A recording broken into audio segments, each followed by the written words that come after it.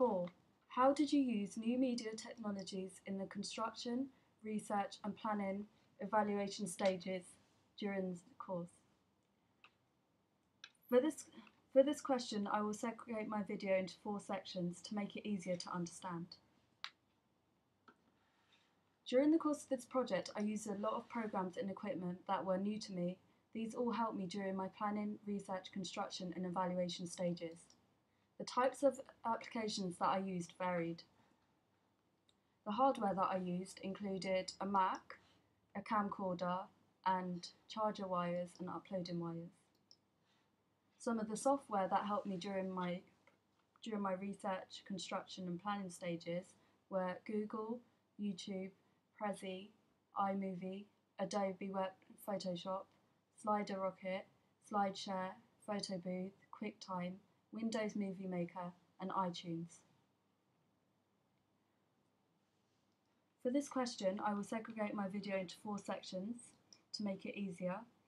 Research, planning, construction and evaluation. As a group, we recognise the importance of new media technologies for the research phase, but also of how helpful it was. We therefore sought to exploit as many new media technologies to help us with our research stage. In our very first coursework lesson, we signed up to Blogger, which is a website in which anyone can sign up to and share their work with the public. I chose to use the dynamic view. I used this new media technology because, as the name suggests, it is very dynamic. It allows me to access and view any posts and change the scheduled dates that I have done. What I really liked about Blogger is that during creating my new product, it is easy to upload videos, sort out posts, and I was able to edit dates, and that was very helpful as I was able to order my work without having to do it on a certain day. The posts are also online, so it is accessible anywhere with an internet connection. This is very helpful as some of the coursework that I did, I used my home laptop to do it.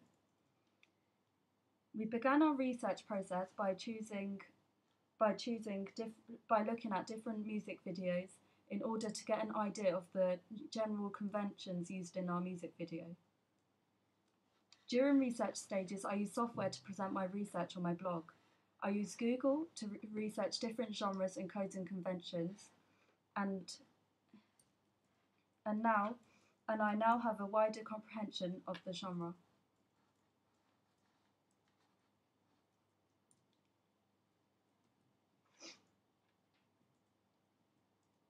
YouTube was also very helpful as it allowed me to access any videos that I needed from my hybrid genre, which was Indietronica and alternative dance. We initially used Google and Wikipedia to research codes and conventions which specifically caters our every needs. Prezi offers unique opportunities to personalise presentations to your needs. I found this new media product very helpful in creating my products.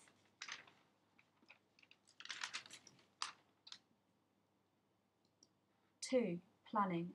Throughout the research and planning stages of my coursework, we watch endless music videos to familiarise ourselves with the conventions that are used in our genre. Watching different music videos on YouTube from different genres was really helpful as it gave me a broad spectrum of knowledge of general music video codes. Without the internet, it would have been virtually impossible to have researched music videos and complete our coursework phase. During the planning stages, we sketched our storyboards and we did a lot of planning. That didn't really require us using any technology. However, we discovered the information, inspiration and ideas entirely from technological resources. In terms of audience feedback, media has been very helpful as when we posted or uploaded our rough cut on YouTube, anyone is able to comment on it and view it. This helped us thoroughly in terms of feedback as we were able to improve our products further.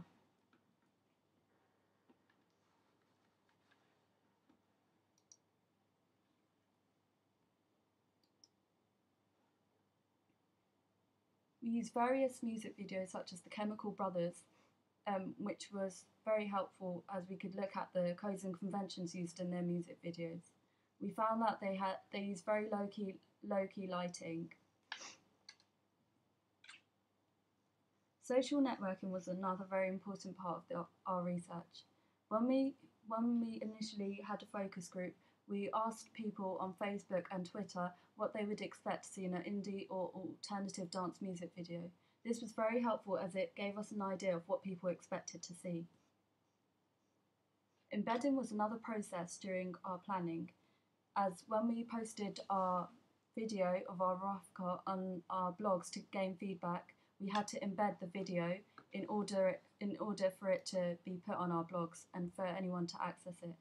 This is a short video of how you embed a video.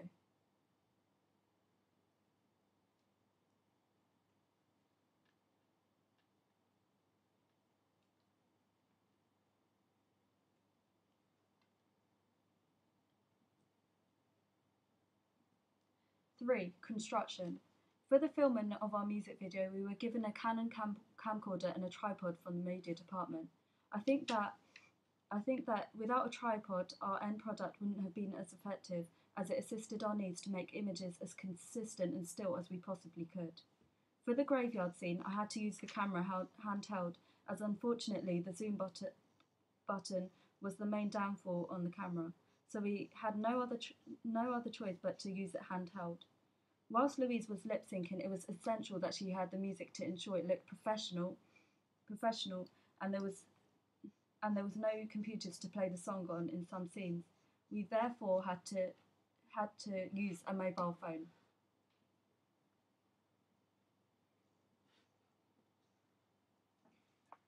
Technology has improved vastly during the years, and mobile phones are one form which have allowed us to store music and play it without having any difficulties.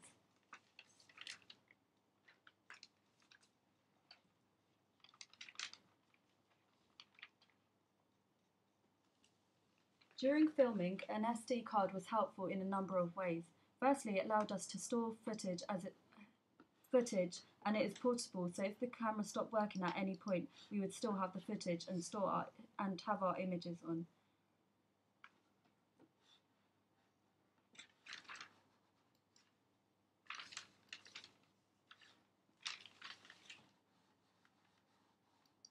This is a short clip to show you how we converted a clip and speeded up the clip in order for it to look more professional in the car accident scene.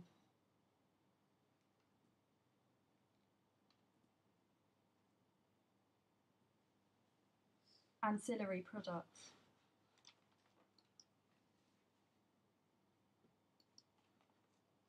For my ancillary products, we constructed, as we were editing, we uploaded each stage onto our blogs and YouTube in order for people to comment on and give general feedback to add to our developments. After we completed editing our final music video, which took about 3 months, we then began to construct our ancillary products. Our decision to use images from our music video was to make it consistent. We edited our digipack and advert on a program called Adobe Photoshop CS3 after choosing our images. The program offers a widespread and complex option of editing. It allows us to change the colours and add layers to images. Throughout the process of constructing our main product and ancillary tasks, we uploaded pieces of our planning preparation onto our blogs, which is a new vital media technology, as it synchronises my construction onto one portfolio to make it consistent and allows anyone to view it.